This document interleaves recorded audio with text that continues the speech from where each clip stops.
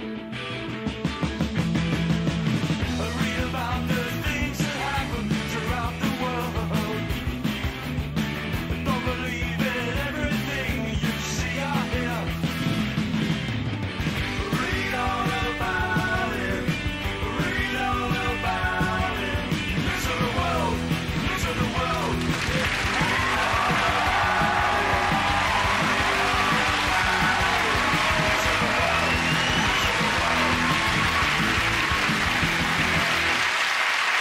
Welcome to Mock the Week. I'm Dara Breen, and join me in joining this week Andy Parsons, David Mitchell and Russell Howard, Frankie Boyle, Hugh Dennis, and all the way from America, Jimmy Tingle. Very nice. Thank you. Our first round is called Headliners. Here's a picture of some cattle enjoying the British countryside in happier times. But what does FAMB stand for? Is it Farmers Assemble Massive Barbecues? Farmers are miserable bastards. Is it fantastic? A million burgers. It's actually to do with their earrings. It's actually Frisians admire Mildred's bling. Farm animals must burn. Probably as close as you're going to come. At the point of seeing too literally minded, would somebody like to tell me what the answer actually isn't? And here's a clue. FAM probably stands for foot and mouth. Foot and mouth back. Absolutely right. Well done, Hugh. Congratulations. There we go. Very good. The answer I was looking for was foot and mouth back. The disease was diagnosed in cattle at farms in Surrey and is the first outbreak since the epidemic of 2001 that cost the country an estimated £8 billion. The great thing about this is that the animals are being killed humanely. Yep. I mean, what happens is they're led up a 50-foot-high pile of their own relatives. And then a man in a hockey mask jumps out with a claw hammer, and the whole thing's over in 6 or 7 minutes. The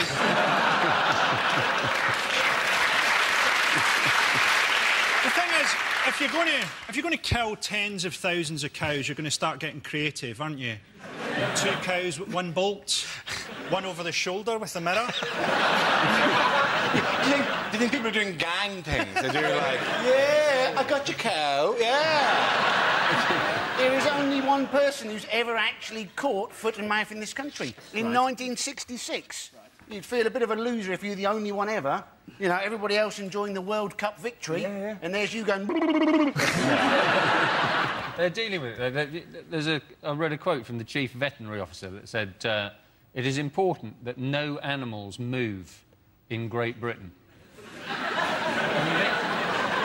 You need to be a bit more specific about that. My dog has been glued to the floor for the last 4 days.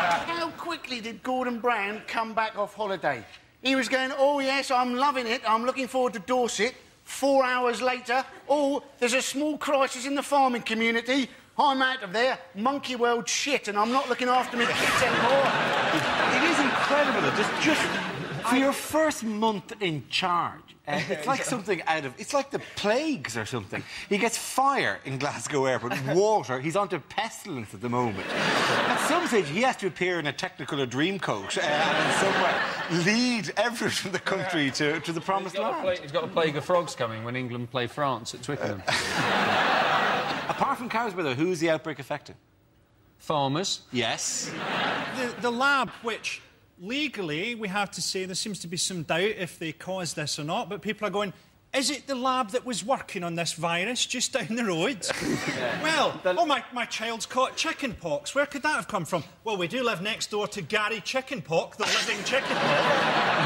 Perhaps he's involved in some capacity. You're right. Legally, we can't say the questions are being asked. Yeah. But it is difficult legal ground to point the finger at Marielle or the IAF. They produced a vaccine for foot and mouth, which no one uses because a lot of cows won't take it because they've heard that it causes autism. And they want to go moo. They don't want to go, I'm an excellent driver. Yeah. It is an awkward situation to be in, to be a lab that may have release the foot and mouth into the wild, and yet also be the lab that creates the vaccine. At what point during the discussing the security do you just drop in, oh, by the way, we do actually also sell a vaccine to this particular disease, if you know anyone who'd like to buy some. It's like the people who run intensive care being the same people who own Weatherspoons. Whichever way it is, I mean, you know, either it's a nasty accident or it's an excellent business plan. And either way, I think we need to respect these people. Because, you know, either it's an accident, in which case, bad luck, or they, you know, are trying to infect us with diseases only they have the cure to. And those are people we should respect. I feel awful about the fact that it's an American company. I mean, this disease is very bad, but as an American, I just say we've been suffering for the last 6 years from foot-in-mouth disease. To be honest, though, all companies are American companies, aren't they? Yeah. Really? Everything turns out, oh, Mrs. So-and-so's prawns from, you know, Gloucestershire. Oh, no, it's all owned by Spazzacom. That was under the cuff. That was the best you could come up with for it. You couldn't have called them Globodex or something like that. Like Globodex is much better than Spazzacom. Spazzacom, isn't it? The news is all over the financial pages that Spazzacom is changing its name to the more attractive sounding Globodex. Do you know, but there are lots of aspects of this I don't understand. There is apparently a death for a hotline. Did you read that? There is, yeah. How many cows are going to be able to dial that? I seem to have developed a cold. Especially if they can't move. Just be trying to hear a cow. They try to make me go to rehab. One thing that is affecting is that country shows are now being shut down. Oh, no, not country shows. What sort of boring bastard goes to a country show anyway? Oh, we're only here because the Dust Museum wasn't open.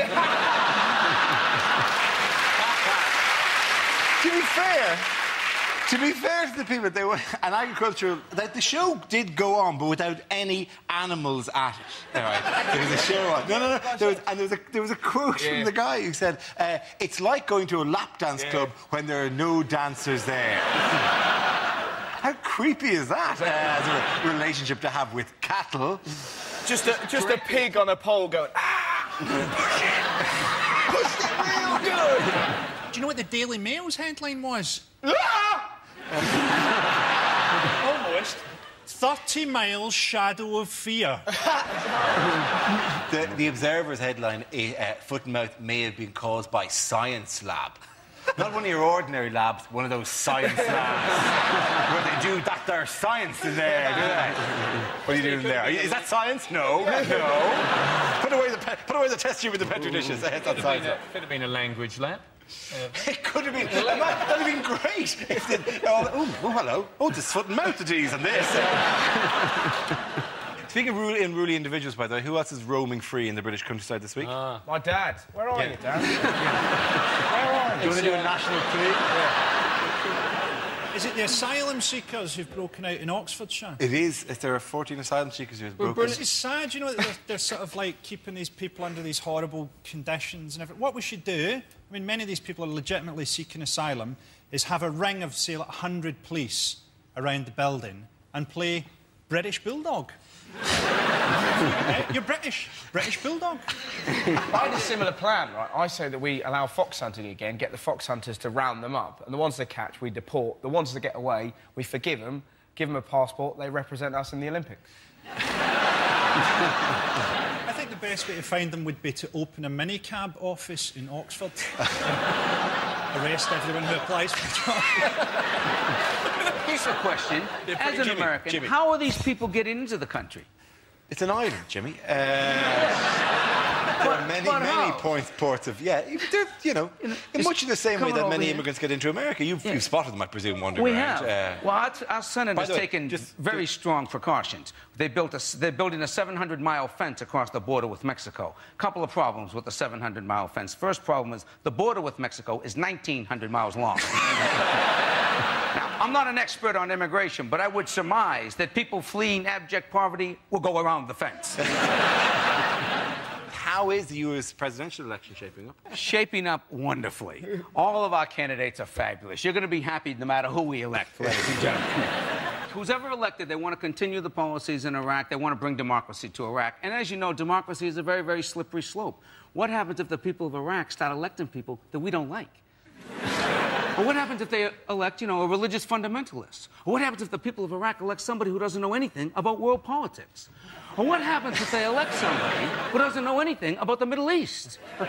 Or what happens if they elect somebody who's not intellectually qualified to be the president, but might have a lot of business connections, or, you know, family connections. Maybe his father used to be the president. No, I know that can never happen. It's a crazy group. And, Tom Tancredo, do you know Tom Tancredo? I heard of him, yes. Yeah, he's not that. He wouldn't be. Vaguely. Yeah, Tom Tancredo is a Republican candidate who said on a radio that he would be prepared, if there was an attack on the US, to bomb Mecca. You know, which... Then he said afterwards, in his own defence, he was basically just thinking aloud. That's the sort of thinking aloud. You've really got to wean yourself off if you're going to be a politician. Maybe we've misunderstood. It was just an idea. I mean, forget it. Let's not then, actually. It's a weird view of the Muslim faith, as if, like, it's Independence Day. If you take out the mothership, somehow, without that radio control that it has, they'll all go, oh, and they'll just turn back into it. So, well, maybe you've got it totally wrong. He just hates bingo.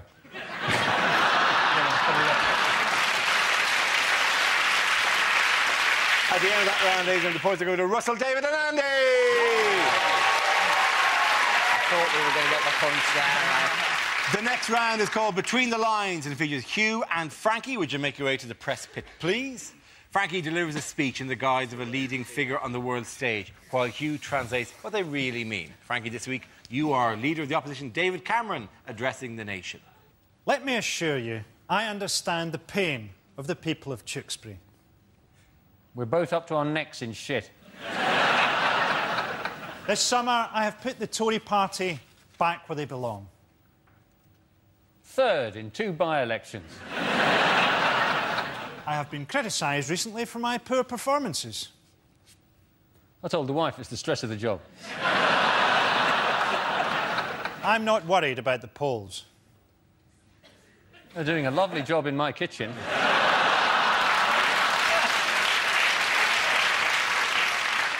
We Tories believe that marriage is the ideal. A strong man and a woman who will stand by him during allegations about his homosexuality.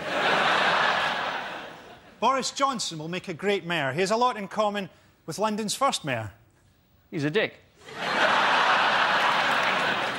I have taken steps to ensure that I will be the next Prime Minister of this great country. Dear Jimmy.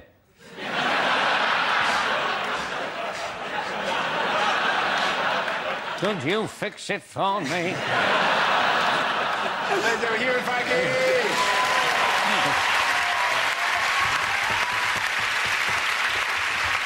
Now we play a round called Joko Ono. This game involved Jimmy, Andy, Frankie and Russell, so if you could make your way to the performance area, please. This is where we test our performers' stand-up skills. We spin our news generator, it settles on a topic, and anyone can volunteer jokes about the chosen subject. The winners of the team I judge to produce the funniest stuff. OK, here we go. Let's spin the wheel for the first topic. The first topic is transport. Russell's straight in. Hello. I had a car crash the other day. It was horrific. I hit this lady. She was in a car. She wasn't dressed as a bollard. It was so bad because I hit her, and then I sort of walked out to say sorry. And how unlucky is this? She was staring at me with real fear. For some reason that morning, I decided to wear a Grand Theft Auto T-shirt. Now, there's no way you can make that worse unless you've got a beer in one hand going, not again. I've really got to buy a steering wheel.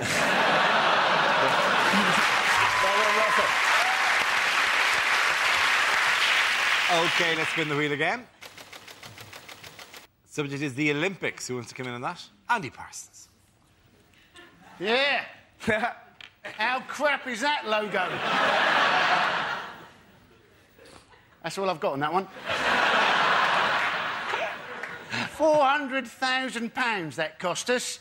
You could just have got some small kid to puke up some Sunny Delight on a jigsaw puzzle and you'd have got that for free. The logo I want to see is a council taxpayer being shafted by a massive Olympic dick which has been pierced by the 5 Olympic rings. Andy Parsons.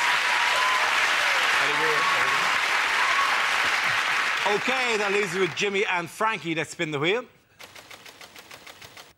The next topic is air travel. Who wants to come in on that? Jimmy. So, folks, our government is now talking about giving the pilots guns on the plane. I honestly think somebody in the plane should have a gun. I don't think the pilot is the person that should have the gun. They already have a very important job.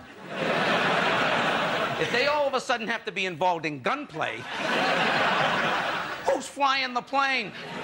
Get back in your seat. Get back in your seat.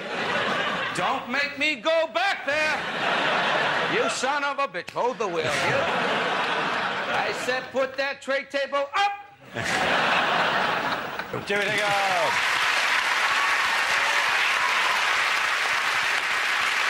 OK, let's see what we've got left for Frankie. Let's spin the wheel again. And it's drinking. As a teetotal alcoholic, that should be quite good. I drink energy drinks now. It's good that they've finally managed to can anxiety. It's good that there's a drink that gives me the resting heart rate of a serial killer who's just spotted that there's a sale on at B&Q. I hate this thing where Guinness always go, oh, we're the national drink of Ireland. Yeah, you're the national drink of a nation of alcoholics. That's like saying that you're Gary Glitter's favourite search engine. I'm teetotal, right? A concept which Scottish people don't understand. So I did a gig in Fife, and I was on stage, and this guy was going up to the bar, and he went, hey, I'll get you a drink as well. And I went, well, I used to be an alcoholic, so I don't drink anymore, but thanks anyway. And he looked at me for a bit, and then he went, a pint of lager shandy? Frankie Boyle. I'm going to give it to Jimmy and Frankie.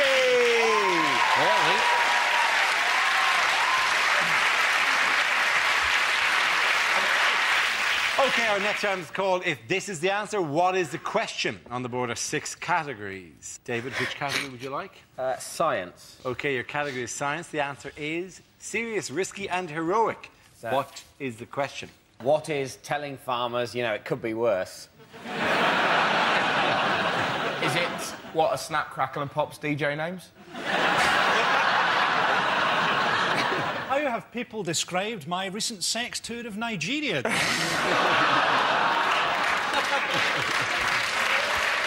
Very well reviewed in The Spectator. How would you describe standing in between Judy Finnegan and a free bar? Is it what are the 3 speed settings on the world's most powerful vibrator?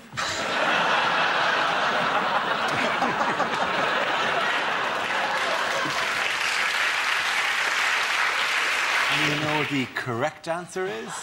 Is it about the Russian submarine that's attempted to claim the North Pole? It's exactly what it is. Well done, Frankie. Congratulations. Yes, the question I was looking for is how did proud Russian officials describe their country's mission to claim the North Pole? This is the news of Russia has symbolically staked a claim to billions of dollars worth of oil and gas reserves in the Arctic Oceans. 2 mini-submarines carried out a record-breaking dive to plant a flag 2.5 miles below the North Pole, which they believe is directly connected to their continental shelf, which, of course, it is, which is connected to every other part of the planet. Anyway. There's also a British flag 2.5 miles underwater. It's on the top of Gloucester Cathedral. I think you have Gloucester. I think you're allowed to mine Gloucester for oil. I think you're allowed to do that. I'm looking forward to seeing the Russian gangsters put the muscles onto the Eskimos, then waking up with a seahorse's head in their bed. I thought when you said putting the muscles on the Eskimos, you meant sort of gluing crustaceans. Well, I suppose they'll get bored eventually. They're not crustaceans anyway, are they? They're mollusks. It's outrageous that they would go around and plant a flag and claim land that's not... Who do they think they are, the British? The Americans own the moon, of course, don't they? This is a shot of the flag planting ceremony 2.5 miles down, taken from Russian state television. They could have mocked that up in an airing cupboard with a big pancake. How good would it be if the Russians are swimming away and they get maybe about a mile away and just a mermaid appears and snaps it and just goes like that? I mean, it's fairly unlikely, but it'd be magic, wouldn't it? They're 2.5 miles down. They didn't just go... Luckily, my big metal arm will hopefully drag me down to the bottom. Fortunately, yes, I've got swimming bronze. This should be no trouble. I think if you have oil rig workers at the North Pole, you're going to have, like, an infrastructure spring up as well. That's going to be like the bleakest titty bar in human history. If after every dance they have to get the girl off the pole with welding gear.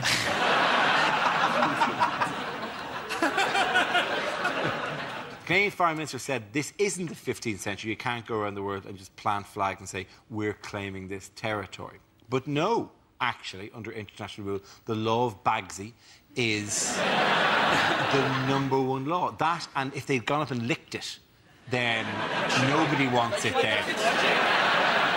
By that logic, it should belong to America, because apparently there was already a Starbucks down there.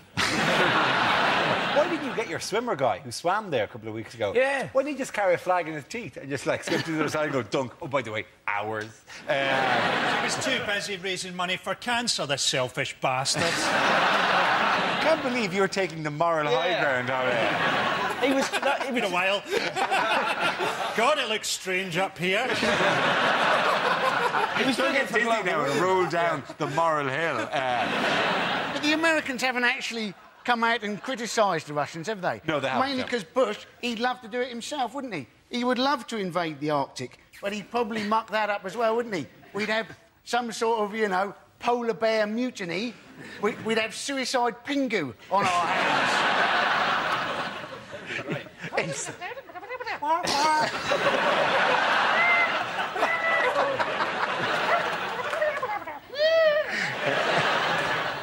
I trust that's accurate. Very accurate. OK. We're sort of still virtually at war with Russia because of the Litvinenko thing, aren't we? Yes. I think the really tragic thing about Litvinenko was that he actually looked better bald.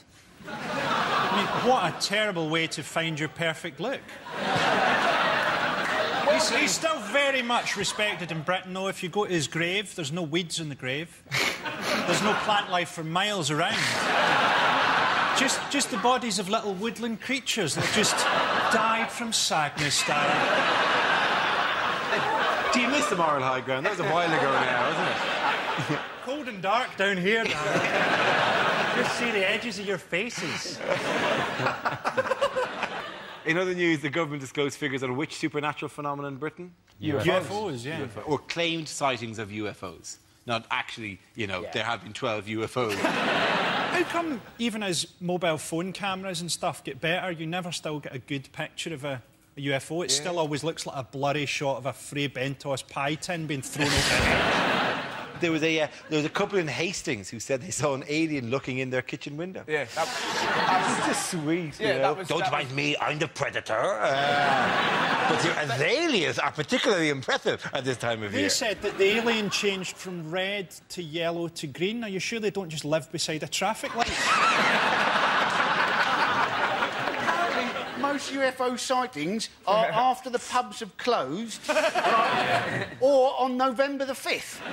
Apparently, there's also lots of sightings round airports. Surprise, surprise. Yes, yeah. There's a UFO taking off and a UFO landing. Oh, look, there's an orange UFO with an easy UFO on the side and a little website that you can contact. And also a very high percentage of sightings by lunatics as well. That's the other sort of statistical anomaly. Apparently, for those people who have had alien abduction occur to them, apparently it's a fairly, you know, standard thing that happens. They get taken up by a beam of light, the story always says. Yep. Then they get a medical examination, and then before they're beamed back down, they're given a little guided tour of the spaceship, as if the aliens are going to go, well, we've got all the information we need.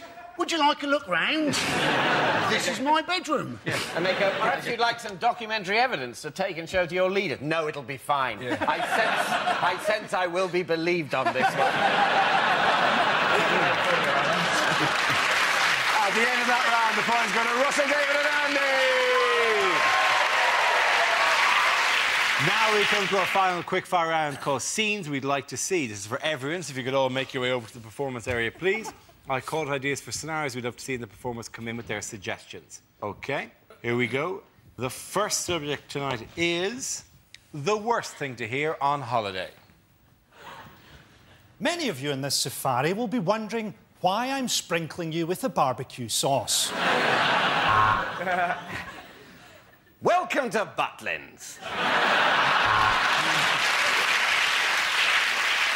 The plane has lost all power. Feel free to use your cell phone.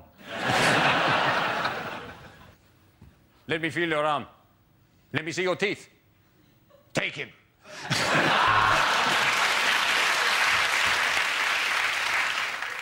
Hello, this is your captain speaking. We're up. You want a double or a single room? Double? Ramon, build a double.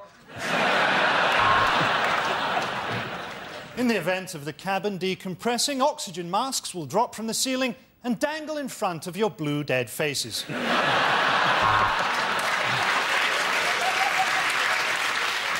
From your bedroom window, you have a lovely view of the town's ageing nuclear facility.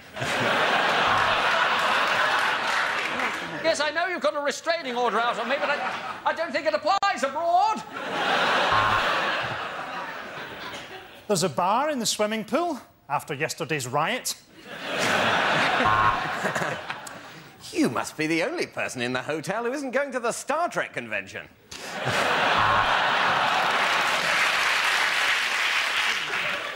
Both of you, welcome to Scotland. OK, the next topic is unlikely lines to hear in a TV show. On Shaun the Sheep this week, Shaun has a big surprise when a nasty DEFRA man comes round with a bolt gun. So get dialling, because remember, those phone lines close at midnight. Yesterday. And now the Antiques Roadshow. This programme contains scenes of tedious dullness right from the start. And if you have an opinion on this news story, why not keep it to yourself? Hello and welcome to Mock the Week After Dark. I'm Dara O'Brien, and this is my penis.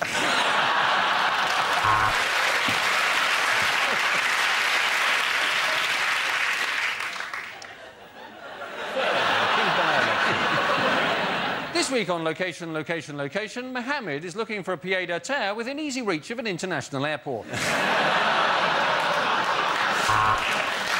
And now over to Kate Humble, who's going to kick the face off a badger.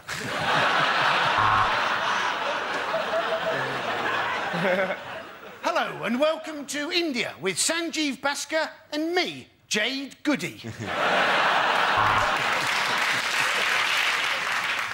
It's Shostakovich week on ITV1. On this week's Time Team, Tony Robinson goes round to Fred West's old house. And now over to Shaun for a blind stab at the weather. No deal, Edmonds! You're going to give me the money, or I'm going to start shooting! Well done, you're right on. The points go to Russell, David and Andy.